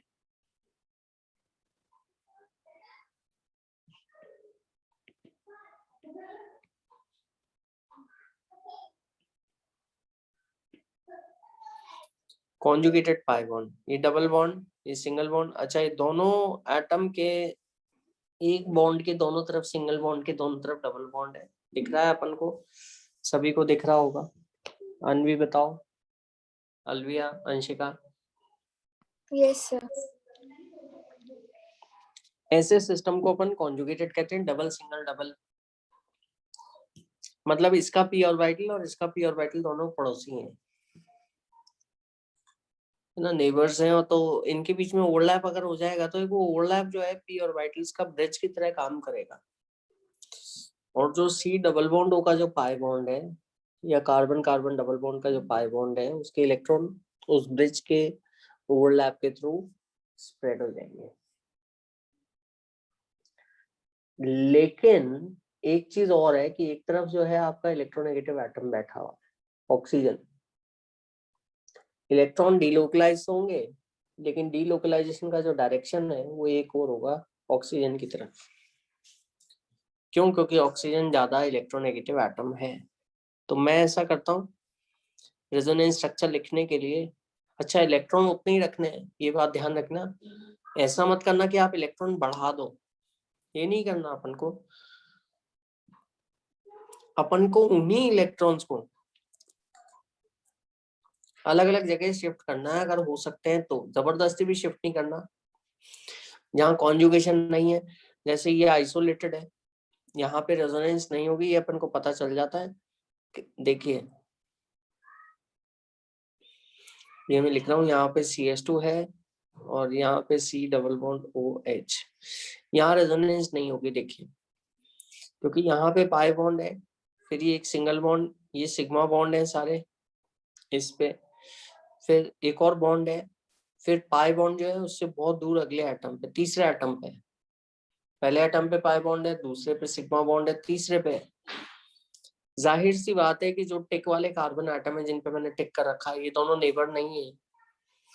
और कहने का ये मतलब हुआ कि ये और ये वाला जो पाई बॉन्ड है, दे आर नॉट एडजेसेंट, है ना, they are not conjugated, they are isolated. ठीक है, आइसोलेटेड, और यहाँ रेजोनेंस नहीं होगा। समझ आ गया? यहाँ अपन रेजोनेंस नहीं करेंगे। ठीक है, अपन रेजोनेंस कहाँ करेंगे? इसमें करेंगे, ये कॉन्जुगेटेड सिस्टम कहलाता है। ठीक है, कैसे करेंगे देख लेते हैं अपन। देखिए पाई बॉन्ड ऑक्सीजन, वैसे तो क्या होता है अगर डबल बॉन्ड है, जैसे बेंजीन में था, सारे एक जैसे डबल बॉन्ड थे, कार्बन कार्बन थे, तो इलेक्ट्रॉन डेंसिटी कहीं पे भी ले जाओ कोई फर्क नहीं पड़ता। लेकिन यहाँ पर एक डबल बॉन्ड ऐसा है जिसके दूसरी तरफ इलेक्ट्रोनेगेटिव एटम बैठा हुआ ऑक्सीजन, जो खींचने की कोशिश करता है। तो यहाँ पे इलेक्ट्रॉन डेंसिटी डीलोकलाइज होगी, लेकिन डायरेक्शन ऑक्सीजन की तरफ रहेगा। ठीक है, तो मैंने ऐसा रेजोनेंस स्ट्रक्चर बनाया, इसको मैंने ऐसे लिख दिया। ओ पे 2 लोन पेयर थे, ये पाई इलेक्ट्रॉन इसने खींच लिए तो 3 आ गए, इस पे प्लस आ गया, समझ आ रहा है। और CH2, इसमें कोई चीज समझ में ना आए अंशिका तो मेरे से पूछो जल्दी से, है ना, ऐसे बना दिया। ये प्लस है, ये माइनस है। ठीक है, फिर अपन ने क्या करा, अब ये प्लस चार्ज है, ये प्लस चार्ज क्या करेगा, प्लस चार्ज तो इलेक्ट्रॉन डेफिशिएंट है, इलेक्ट्रॉन खींचेगा। अब ये इलेक्ट्रॉन O- से खींच लिया कर, तो वापस से ऊपर वाला ही स्ट्रक्चर बन जाएगा, वो तो कोई नया स्ट्रक्चर है नहीं। और कहाँ से खींच सकता है, यहाँ से खींच सकता है। ठीक है, तो यहाँ से खींचेगा तो क्या होगा, CH2, यहाँ प्लस आ गया। आप देखो पाई बॉन्ड पाई इलेक्ट्रॉन ऐसे थे, आप उठाकर ऐसे उधर कर दो, समझ आया। तो इस कार्बन पे जो था, इधर जो कार्बन था उस पर प्लस आ गया, पहले यहाँ पे जुड़ा हुआ था पाई बॉन्ड, ऐसे चला गया, तो इस पे प्लस आ जाएगा, CH2 plus CH double bond C O minus और H। समझ गए? क्लियर? तो यहाँ पर आप देखेंगे कि यहाँ पे भी ये रेजोनेंस हो गई एक तरह से, डबल बॉन्ड डीलोकलाइज हो गया। इलेक्ट्रॉन डेंसिटी आपको डबल बॉन्ड की O पे जाती हुई दिख रही है, जिस कारण से O पे माइनस हो गया, और डबल बॉन्ड वो इलेक्ट्रॉन खींच रहा है, इस रेजोनेंस से खींच रहा है पाई इलेक्ट्रॉन्स, तो इसको अपन कहेंगे -R रेजोनेंस इफेक्ट, या मीजोमेरिक इफेक्ट से नाम से भी जाना जाता है। -M इफेक्ट लगाने वाला ग्रुप है जो इलेक्ट्रॉन को अपनी ओर खींचेगा। ठीक है, तो 3 स्ट्रक्चर हो गए। हाइब्रिड अपन लिख ही सकते हैं, हाइब्रिड हो गया CH2 CH COH, इसमें ऐसा होगा delta plus delta minus delta plus. समझ गए? एवरेज ले लिया मैंने इन सभी स्ट्रक्चर्स का। देखो आप, सिग्मा बॉन्ड एटम की जगह चेंज नहीं की, सिर्फ पाई इलेक्ट्रॉन से किया। अब अगर मैं आपसे पूछता हूँ फर्स्ट सेकंड और third,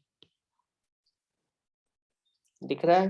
Anshika, Anvi, Alvia, stability order क्या होगा इन तीन, ये तो तीनों रेजोनेंस स्ट्रक्चर्स हैं और ये हाइब्रिड है। ये तीनों रेजोनेंस स्ट्रक्चर में से 1, 2 और 3 का स्टेबिलिटी ऑर्डर क्या होगा, सबसे ज्यादा स्टेबल कौन है, सबसे कम स्टेबल कौन है, ये आपको बताना है। समझ रहे हो?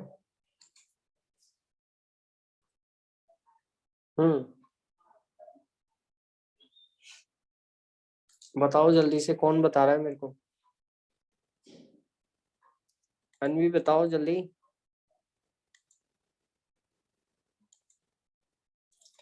समझ में आ गया? अंशिका जल्दी बताओ मेरे को, कौन सा सही है, मतलब कौन सा सबसे स्टेबल है इसमें?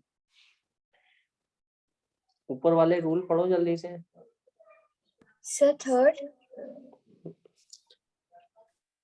देखो इसमें ऊपर वाला रूल तो सबसे पहले कहता है कि एक न्यूट्रल जो रेजोनेंस स्ट्रक्चर है वो ज्यादा स्टेबल होता है।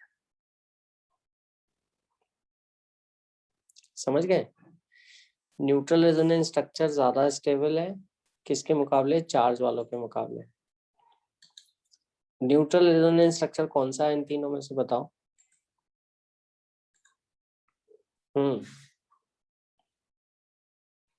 न्यूट्रल रेजोनेंस स्ट्रक्चर कौन सा है? अनवी दिख रहा है? कौन सा है न्यूट्रल रेजोनेंस स्ट्रक्चर? पहला वाला न्यूट्रल है, देखो कोई चार्ज नहीं है उस पे, तो पहला वाला सबसे स्टेबल होगा।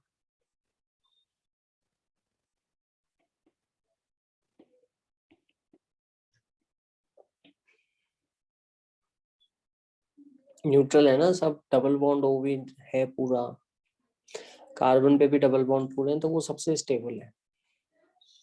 और न्यूट्रल कैनोनिकल स्ट्रक्चर सबसे स्टेबल कौन सा है? पहला वाला। चार्ज वालों से दूसरे और तीसरे से ज्यादा स्टेबल है। अब दूसरे और तीसरे में अपोजिट चार्ज है, दिख रहा है आपको?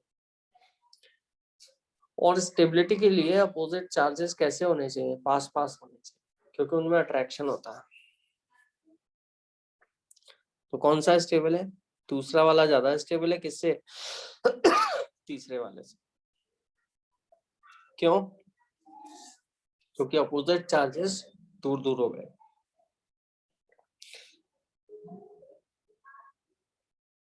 समझ में आया? अनवी समझ में आ रहा है कि नहीं आ रहा? अंशिका यस जल्दी सर। बताओ बच्चों, अंशिका और अलविया जल्दी बताओ। आई होप समझ में आ रहा है सब कुछ, ठीक है? तो इस तरह से अपन इसके रेजोनेंस स्ट्रक्चर लिख सकते हैं। और एग्जांपल करते हैं अपन।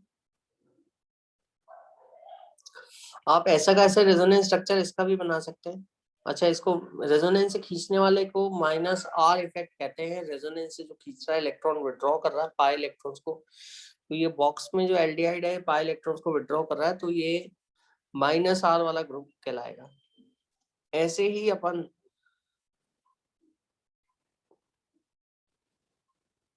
यहां दिखा सकते हैं।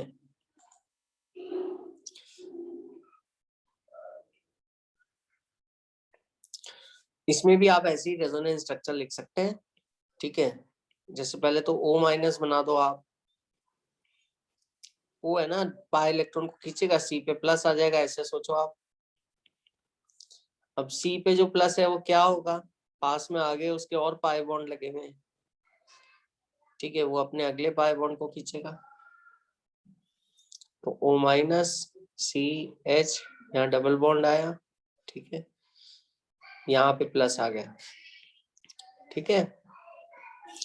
ये प्लस और क्या करेगा? ये अपने अगले पाई बॉन्ड को खींचेगा, उसको अगला पाई बॉन्ड ये घूमकर ऐसे ऊपर आ गया। तो ऊपर जो प्लस है उसको तो इलेक्ट्रॉन मिल गए, वहां से प्लस खत्म हो जाएगा, ठीक है? देखिए प्लस यहाँ पर था, इधर था प्लस, अब खत्म हो चुका है प्लस, क्योंकि डबल बॉन्ड ऊपर आ चुका है। प्लस यहाँ से जहां से डबल बॉन्ड हटा वहां चला जाएगा, ठीक है? ऐसे ही इधर कर सकते हैं अपन। ये है बेंजीन कार्बोल्डिहाइड या बेंजल्डिहाइड के रेजोनेंस स्ट्रक्चर्स, ठीक है? अंशिका समझ में आ रहा है कि नहीं आ रहा? अनवी, अलविया, अब ये क्या करेगा, ये और अपने पास से खींचेगा, है ना।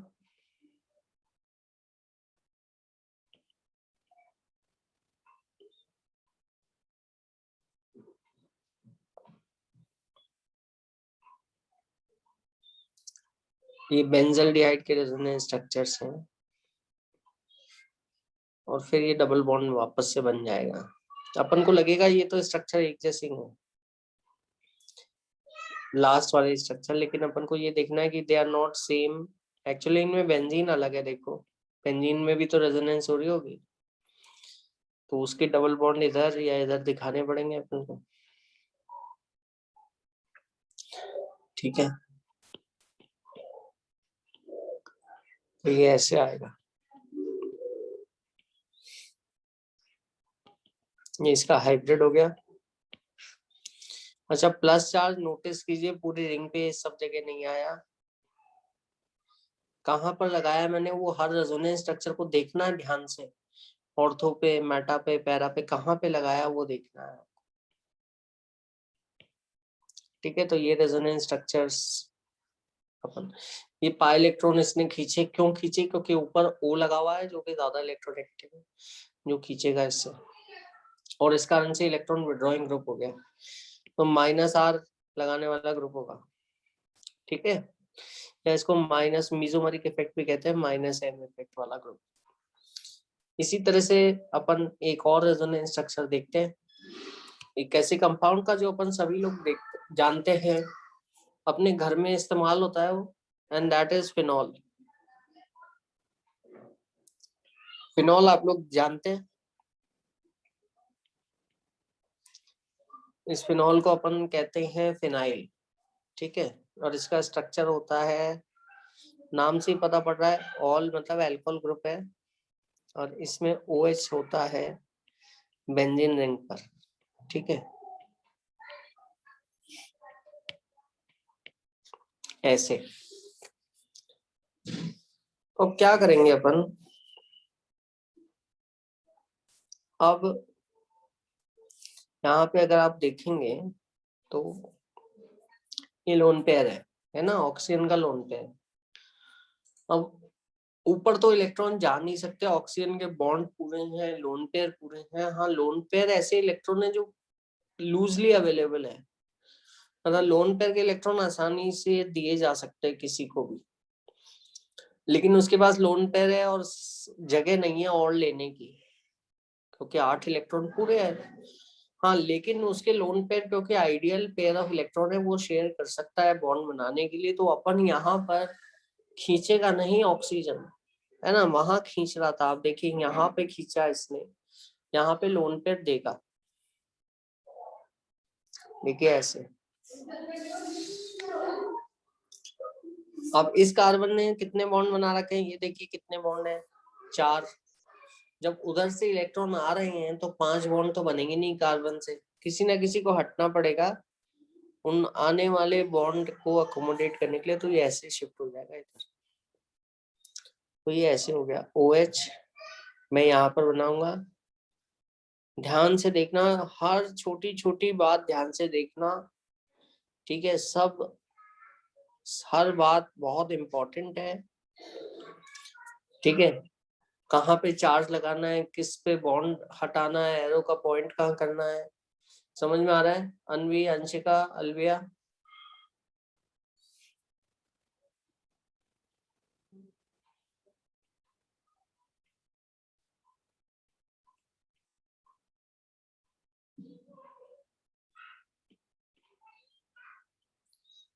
ये लोन पेयर है, और ये और आगे, इसके आगे पाई इलेक्ट्रॉन है, लोन पेयर है, तो ये पाई इलेक्ट्रॉन के साथ और आगे जा सकता है। चाहे यहाँ इस कार्बन ने फिर से 4 बॉन्ड बनाए, तो ये ऐसे शिफ्ट होगा इधर, इधर, तो ये इधर आया, ये इधर आया, ये ऐसे आ गया, फिर ये और इधर शिफ्ट होगा,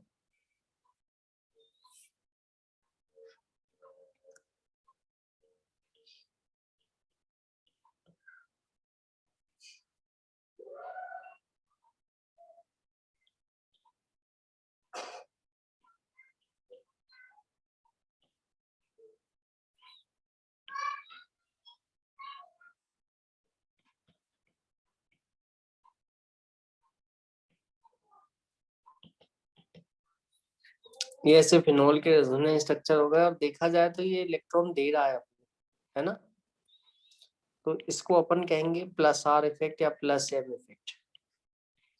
समझ में आ गया अनवी? अंशिका, अलविया, समझ में आ रहा है कि नहीं आ रहा? दिख रहा है सभी को?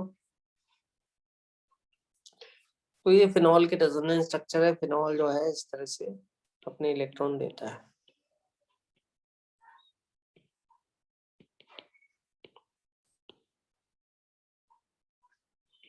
ये हाइब्रिड बनाऊंगा मैं। यहाँ पे फिनॉल का OH जो है वो प्लस आर इफेक्ट लगा रहा है। अब अगर मेरे को कोई बोलता है कि इनका स्टेबिलिटी ऑर्डर क्या होगा, पहले का, सेकंड का, थर्ड का, फोर्थ का और फिफ्थ का स्टेबिलिटी ऑर्डर क्या रहेगा, बता सकते हो? अनवी और अलविया बता सकते हो स्टेबिलिटी ऑर्डर क्या रहेगा? बताओ जरा। फर्स्ट, सेकंड, थर्ड, फोर्थ का स्टेबिलिटी ऑर्डर क्या रह सकता है? इन अबव रूल्स के हिसाब से ही अपन बताएंगे कि कौन सबसे ज्यादा स्टेबल है। तो ऊपर वाले रूल अपन को क्या कहते हैं? Neutral canonical structure is more stable than the charge one. Neutral कौन सा है? 1 और 5 न्यूट्रल है।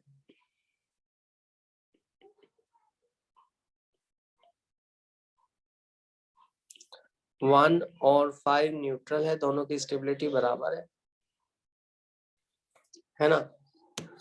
सेकेंड, थर्ड, फोर्थ चार्ज है। अब अगर चार्जेस आते हैं और अपोजिट चार्जेस है, तो अपोजिट चार्जेस जितना पास पास रहे उतना स्टेबल है। तो अपोजिट चार्जेस पास पास किसमें? सेकंड और फोर्थ में पास पास है। तो सेकंड और फोर्थ जो है बराबर स्टेबिलिटी के हैं, है ना? और ये ज्यादा स्टेबल है किससे? सेकंड और फोर्थ ज्यादा स्टेबल है किससे? थर्ड से। थर्ड, क्योंकि देखो प्लस और माइनस सबसे दूर दूर चले गए, पैरा पोजीशन पे आ गया है माइनस, तो इसलिए सबसे लोएस्ट स्टेबिलिटी जो है थर्ड वाले की है। डिस्टेंस बढ़ेगा तो स्टेबिलिटी कम होती जाएगी। ये समझ में आया कि नहीं आया सबके? अंशिका, अलविया, समझ में आ रहा है? आई होप सभी के समझ में आ रहा है। ठीक है, तो ये है अपना रेजोनेंस इन फिनॉल। और स्टेबिलिटी अपन ने रूल पढ़े स्टेबिलिटी के, कौन ज्यादा स्टेबल है कौन कम स्टेबल है। ठीक है, देखा स्टेबिलिटी के रूल, ऑक्टेट रूल। डिस्टेंस के हिसाब से अपन ने देखा कि अगर चार्ज का डिस्टेंस बढ़ता है तो स्टेबिलिटी। अब चार्जेस भी कौन से है? सेम चार्जेस है, तब तो जितना दूर रहेंगे उतना बढ़िया, क्योंकि सेम चार्जेस रिपेल करते हैं। ठीक है, कुछ और अपन रेजोनेंस स्ट्रक्चर की प्रैक्टिस कर लेते हैं जो अपने एरोमेटिक केमिस्ट्री में भी काम में आएंगे। और ये आपके एनसीईआरटी के क्वेश्चंस भी हैं, है ना? बहुत इंपॉर्टेंट है। सिर्फ एनसीईआरटी के क्वेश्चंस नहीं, ये आपके सभी जगह काम में आएंगे, ये ध्यान रखना आप लोग। बिल्कुल। तो मैं अगला रेजोनेंस स्ट्रक्चर दे रहा हूं आपको, नाइट्रोबेंजीन का। नाइट्रो ग्रुप लगा हुआ है बेंजीन पे और नाम हो गया नाइट्रोबेंजीन। ठीक है, तो इसमें अपन रेजोनेंस स्ट्रक्चर और हाइब्रिड कैसे बनाएंगे ये आपको देखना है। तो नाइट्रो ग्रुप कैसा होता है? वैसे तो लिखने में तो NO2 लिख देते हैं अपन, लेकिन होता कैसा है ये थोड़ा देख ले अपन। एक तो डबल बॉन्ड रहता है, O- रहेगा, N पे प्लस रहेगा, और ये बेंजीन रहेगी ऐसे ऐसे और ऐसे। ठीक है, देखो ओवरऑल ग्रुप पे तो कोई चार्ज लगाया नहीं। ठीक है, उसका रीजन ये है कि टोटल चार्ज तो 0 है, लेकिन वैसे इंडिविजुअल एटम पे फॉर्मल चार्ज अगर आप देखो तो N पे प्लस है और O पे माइनस है। यहाँ रेजोनेंस अपन को कैसे करना है, इलेक्ट्रॉन का मूवमेंट किस डायरेक्शन में करें अपन? NO2 कौन सा इफेक्ट लगाएगा? रेजोनेंस से इलेक्ट्रॉन खींचेगा या देगा? क्या करना है अपन को? समझ में आ रहा है कि नहीं आ रहा? कैसे बनाए रेजोनेंस स्ट्रक्चर? तो अपन ऐसा करते हैं, देखिए n पे प्लस है तो जाहिर सी बात है कि n प्लस तो हमेशा खींचता ही है, इसने इधर से खींचा, ठीक है। अगर इसने इधर से इलेक्ट्रॉन खींचे हैं तो n सेकेंड पीरियड का एलिमेंट है, 5 बॉन्ड नहीं बनाएगा, किसी पाई बॉन्ड को हटना होगा, ठीक है, तो वो हटके इधर चला जाएगा, तो ये आ गया O n, n से 5 बॉन्ड मत बनाना, O माइनस, ये डबल बॉन्ड, ठीक है, यहाँ प्लस आ गया, यहाँ प्लस इसलिए आया क्योंकि पाई बॉन्ड हटके ऊपर चला गया है, ऊपर n पे अभी भी प्लस है, 4 बॉन्ड है, ठीक है, n से 5 बॉन्ड नहीं बन सकते तो पाई बॉन्ड O का मैंने हटा के O माइनस पे रखा है, ठीक है। फिर ये प्लस और आगे से इलेक्ट्रॉन खींच सकता है ऐसे,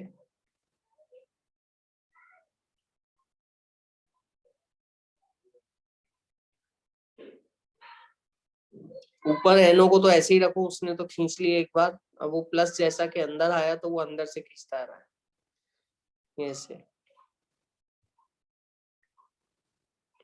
अनवी समझ में आ रहा है? अंशिका, अलविया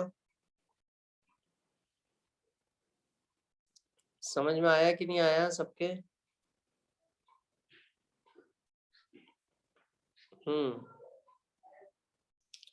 यहाँ पर ये प्लस आ गया, ठीक है, ये प्लस अब आप वापस से अपना इलेक्ट्रॉन खींचेगा तो ये NO2 के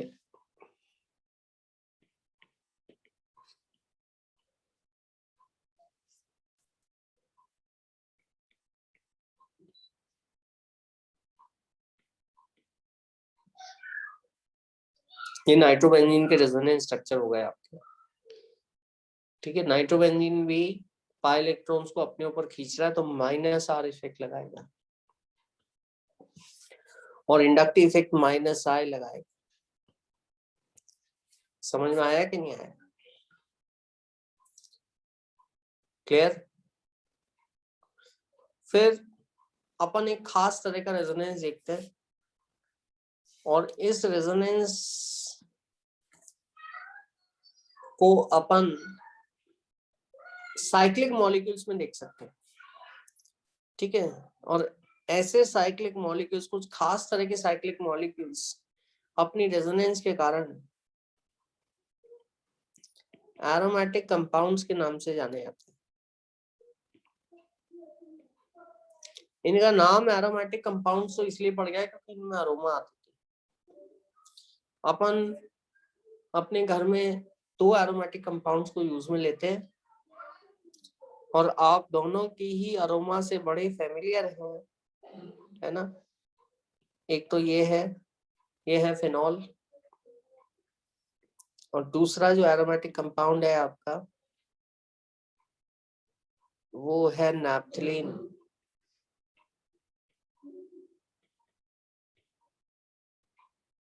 जो अपन अपने विंटर क्लॉथ्स में रखते हैं।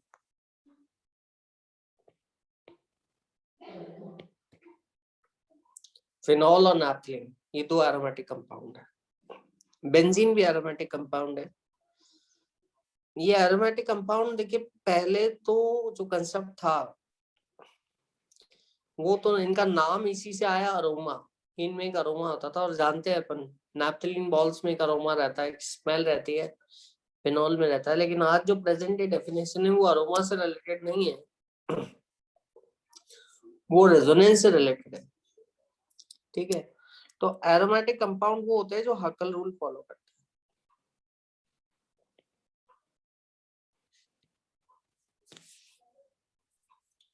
हकल रूल फॉलो करते हैं। अब हकल रूल में 3 रूल आ जाते हैं। एक तो 4n+2 इलेक्ट्रॉन्स होने चाहिए,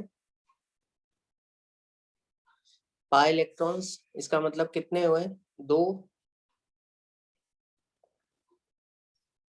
या 6 इलेक्ट्रॉन या 14 electron and so on.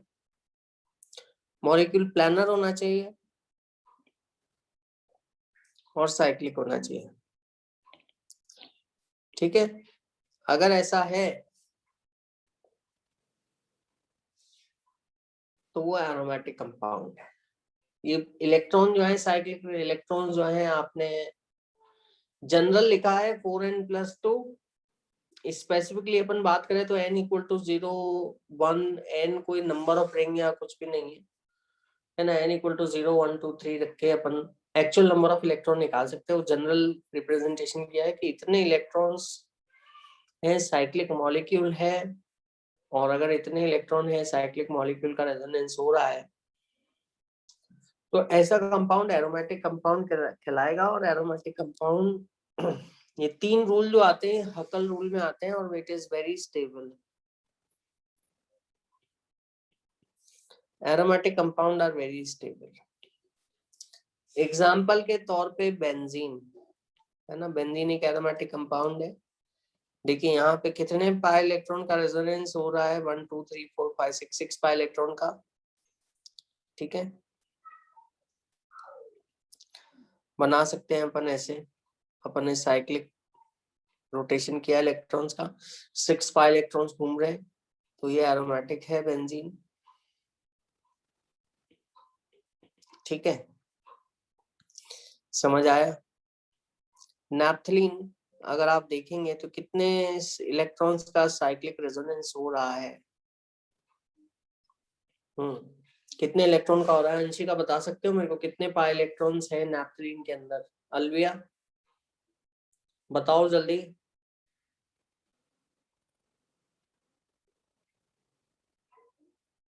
Anshika और अलविया, आवाज आ रही है? ट्राई करो जल्दी से, कितने पाई इलेक्ट्रॉन्स हैं यहाँ पर?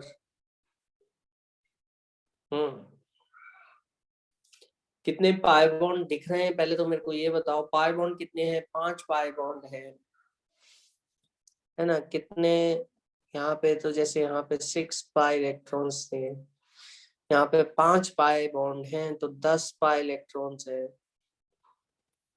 तो ये भी एरोमेटिक होगा और स्टेबल होता है। कई न्यूट्रल मॉलिक्यूल ही एरोमेटिक होते हैं अगर उनमें साइक्लिक रेजोनेंस में इतने इतने 4n+2 इलेक्ट्रॉन है, लेकिन कई बार नहीं होते। जैसे फॉर एग्जांपल अगर मैं आपसे ये पूछता हूँ कि ये क्या है, एरोमेटिक है या नॉन एरोमेटिक है या एंटी एरोमेटिक है, क्या होगा? अंशिका, अलविया बताओ जल्दी से,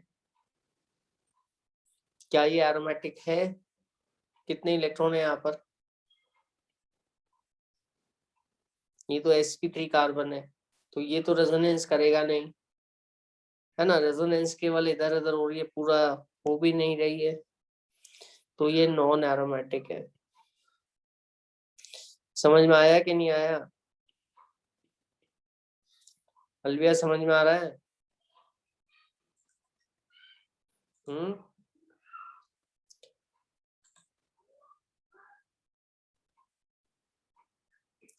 समझ में आया कि नहीं आया सबके? ये नॉन एरोमेटिक कंपाउंड है साइक्लो, इसका नाम है साइक्लो पेंटा डाइन। साइक्लिक रिंग है, 5 कार्बन है, 2 डबल बॉन्ड है, साइक्लोपेंटाडाइन। ये नॉन एरोमेटिक है।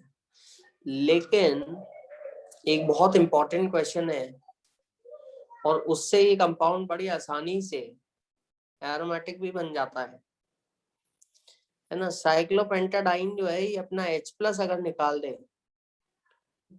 है ना, बेस की प्रेजेंस में अगर बेस इसका H+ तोड़ ले, तब क्या होगा? तब ये बहुत स्टेबल हो जाता है ना। क्यों स्टेबल हो जाता है? क्योंकि फिर ये एरोमेटिक बन जाता है H+ हटने के बाद। अभी तो नहीं है एरोमेटिक, तो अगर मैं इसका H+ हटा देता हूँ, ठीक है, मान लीजिए मैं कोई बेस ले लेता हूँ, जैसे मैंने ले लिया सोडियम हाइड्राइड। तो सोडियम हाइड्राइड जो है आपका बहुत ही स्ट्रॉन्ग बेस है, H- है इसमें, ठीक है। ये H- इस H को तोड़ लेगा, और ये क्या बन जाएगा,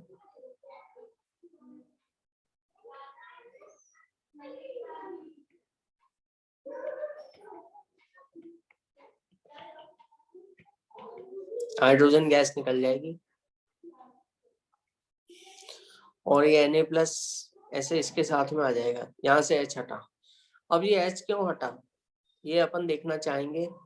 यहाँ पे लोन पेयर आ गया। नॉर्मली कार्बन के H एसिडिक नहीं होते, यहाँ पे H+ हट रहा है, क्योंकि अगर आप देखेंगे कि ये जो लोन पेयर आया है ये रेजोनेंस कर सकता है ना, अपने पास वाले पाई बॉन्ड से। लोन पेयर तो हमेशा पाई बॉन्ड की तरफ देगा, इलेक्ट्रॉन लेगा नहीं, क्योंकि लोन पेयर पहले से ही इलेक्ट्रॉन रिच है। तो अपन यहाँ रेजोनेंस कैसे कराएंगे, यहाँ अपन रेजोनेंस ऐसे कराएंगे, देखिए आप इधर डबल बॉन्ड इधर कर दीजिए, उस पाई बॉन्ड को ऊपर यहाँ रख दीजिए, ठीक है।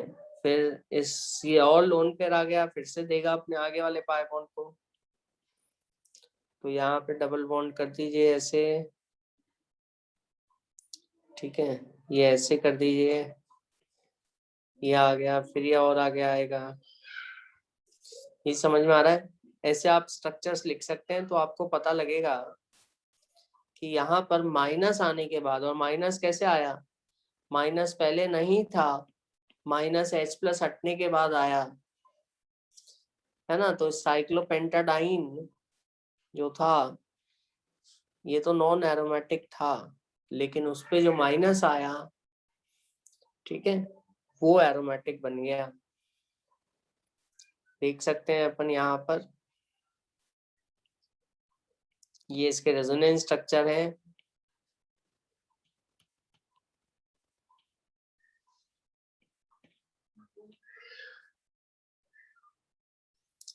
ठीक है, तो यहाँ पर अपन को मालूम चल रहा है हाइब्रिड अपन ऐसे लिख सकते हैं कि पूरा का पूरा स्ट्रक्चर लिखेंगे, यहाँ पे साइक्लिक रेजोनेंस हो रही है तो ये ऐसे माइनस बना देंगे, ठीक है, delta minus delta minus delta minus delta minus सब जगह पे डिस्ट्रीब्यूट हो गया साइक्लिक रेजोनेंस। और इसमें इलेक्ट्रॉन कितने हो गए, इसमें 6 पाई इलेक्ट्रॉन्स हैं। कैसे, 2 तो पाई बॉन्ड है और एक लोन पेयर है, तो वो लोन पेयर भी पाई बॉन्ड के साथ मिक्स हो जाएगा। टोटल 6 पाई इलेक्ट्रॉन्स का साइक्लिक रेजोनेंस है ना, और इससे ये बहुत स्टेबल हो जाएगा। समझ में आ गया, तो ये एरोमेटिक है, ये कहलाता है साइक्लोपेंटाडाइनाइल एनायन। तो साइक्लोपेंटाडाइन एसिडिक क्यों होता है,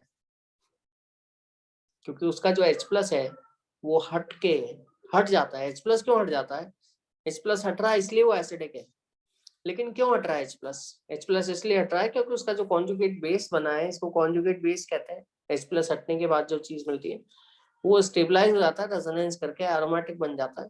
एरोमेटिक वो मॉलिक्यूल्स हैं जिसमें cyclic resonance 4n+2 pi electrons का हो रहा है, और वो बहुत ही स्टेबल है साइक्लिक रेजोनेंस के कारण। तो साइक्लोपेंटाडाइनाइल एक एरोमेटिक स्पीशीज है, ठीक है, जिसमें माइनस चार्ज भी डीलोकलाइज हो रहा है, लेकिन उसके बावजूद भी बहुत स्टेबल है। क्यों, क्योंकि एरोमेटिक। इसी तरह से मैं अगला एग्जांपल आप लोगों से पूछना चाहूंगा, वो एग्जाम्पल है आपका ये, इसका नाम है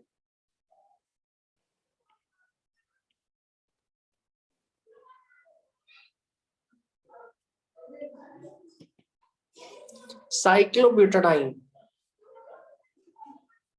समझ गए, ये है साइक्लोब्यूटाडाइन, दिख रहा है सबको, अलविया। तो क्या यहाँ रेजोनेंस होगी, यहाँ पे double bond single bond double bond है, आप देखें तो आप इस तरह से इनको शिफ्ट कर सकते हैं। मान लीजिए एक डबल बॉन्ड ऊपर गया, ये वाला डबल बॉन्ड नीचे आया, ठीक है। तो रेजोनेंस स्ट्रक्चर तो लिख सकते हैं, कॉन्जुगेशन है, कॉन्जुगेशन में double bond single bond double bond रखते हैं। यहाँ पे देखिए ऐसे और ऐसे हुआ, अपन फिर से रेजोनेंस कर सकते हैं, उसी तरह से घुमा सकते हैं, तो फिर से वही स्ट्रक्चर आ गया आपका। तो अपन को ये दिख रहा है कि यहाँ पे 2 पाई बॉन्ड या 4 पाई इलेक्ट्रॉन्स साइक्लिक रेजोनेंस कर रहे हैं, साइक्लिक मैनर में घूम रहे हैं।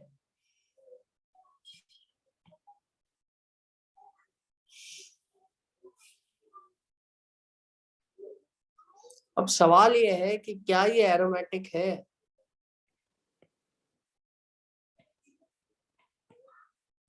क्या ये स्टेबल है? जवाब है नहीं, this is not an aromatic molecule. क्यों ये एरोमेटिक क्यों नहीं है? क्योंकि एरोमेटिक में जो साइक्लिक रेजोनेंस करने वाले इलेक्ट्रॉन होते हैं वो होते हैं 4n+2।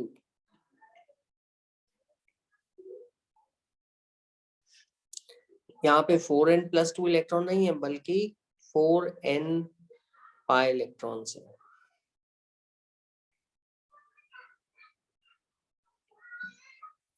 अब इससे फर्क क्या पड़ता है, 4n+2 हो 4 हो? मैं कहना चाहूंगा बहुत फर्क पड़ता है। और जैसा कि आप यहाँ देखेंगे तो यहाँ पर ये हाईली अनस्टेबल हो गया है ना। अगर रेजोनेंस करने वाले इलेक्ट्रॉन्स 4n के मल्टीपल में हैं तो it will become very highly unstable. ये एरोमेटिक नहीं है। और ऐसे मॉलिक्यूल जिसमें 4n इलेक्ट्रॉन्स हैं, 4 के मल्टीपल में, मतलब 4n का मतलब 4 पाई इलेक्ट्रॉन्स है ना, या 8 पाई इलेक्ट्रॉन्स हैं, या 12 पाई इलेक्ट्रॉन्स हैं, या 16 पाई इलेक्ट्रॉन्स हैं, तो ये हाईली अनस्टेबल है। और ऐसे मॉलिक्यूल्स को अपन कहते हैं anti aromatic. And this leads to high amount of unstability. ये मॉलिक्यूल जो है वेरी अनस्टेबल।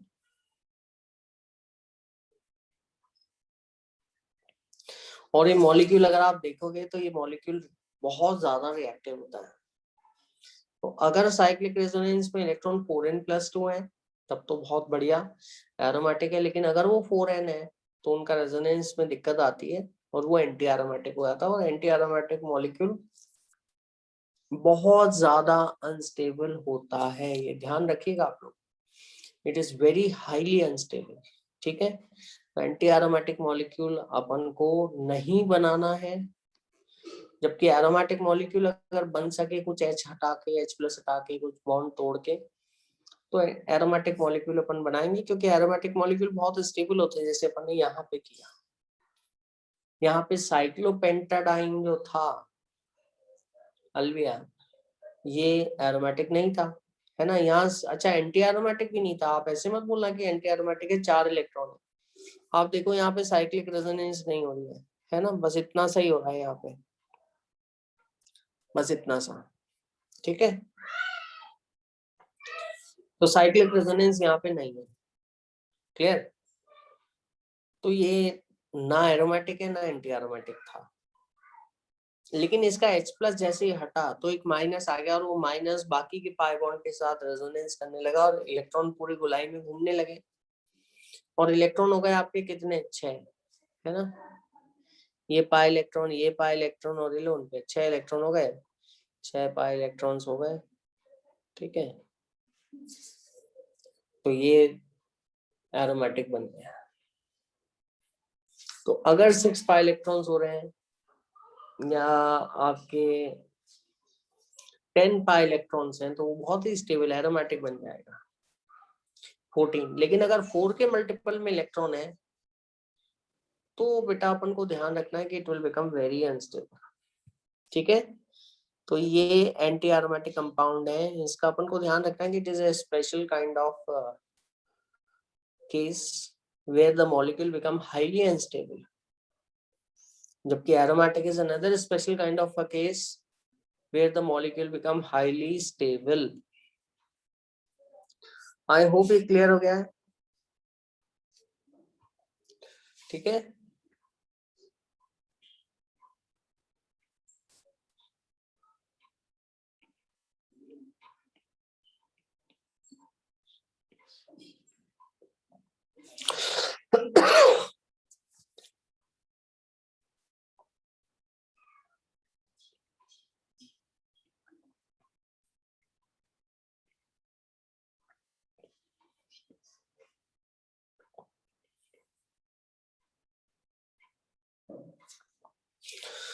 अब नेक्स्ट टर्न पे अपन तीसरा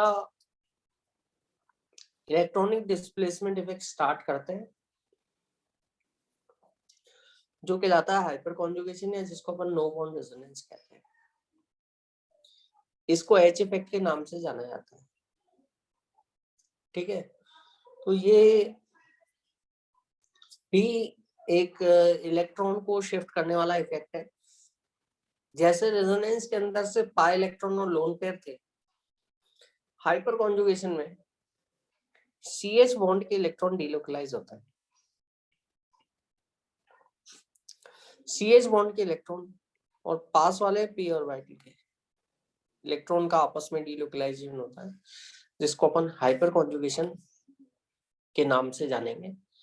इसको अपन नेक्स्ट टर्न पे स्टार्ट करते हैं। ठीक है, आज आप रेजोनेंस देख लीजिएगा, एनसीईआरटी के सारे क्वेश्चंस कर लीजिएगा रेजोनेंस वाले, और जो भी डाउट है नेक्स्ट क्लास में मेरे से डिस्कस कर लीजिएगा अलविदा। ठीक है, अभी क्लास एंड करता हूँ मैं। समझ में आ गया? कोई डाउट हो तो जरूर पूछिए, नहीं तो नेक्स्ट टर्न पे पूछ लेना आप बिल्कुल।